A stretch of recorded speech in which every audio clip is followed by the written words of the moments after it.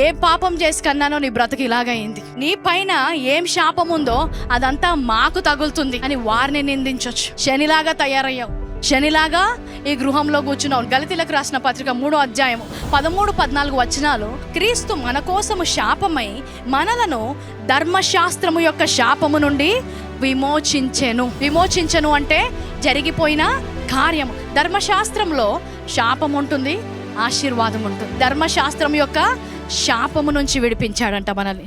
ధర్మశాస్త్రం యొక్క శాపం అంటే ఏంటి? నిర్గమకాండం 20వ అధ్యాయము 5వ వచనంలో ఏమంటారంటే, నన్ను ద్వేషించు వారి విషయంలో 3-4 తరముల వరకు తండ్రుల దోషమును కుమారుల మీద రప్పించుచు నన్ను ప్రేమించిన ఆజ్ఞలు గైకొను వారిని 1000 తరముల వరకు కరుణించువాడై ఉన్నాను. నూతన నిబంధన కాలములో ఆ శాపము కొట్టివేయబడుతుంది. కాబట్టి నీ శాపము వల్ల ఇంకా వేరే తరాలు శపించబడవు. ఆ శాపము ఇతరుల మీదకి రాదు. నువ్వు ఏ గ్రహణంలో పుట్టినా, ఏ వారంలో పుట్టినా, ఏ స్థలములో పుట్టినా ఆ శాపము నీ మీద పని చేయదు. అందుకే మన దేవుణ్ణి మనం కరుణగల దేవుడు అంటాం.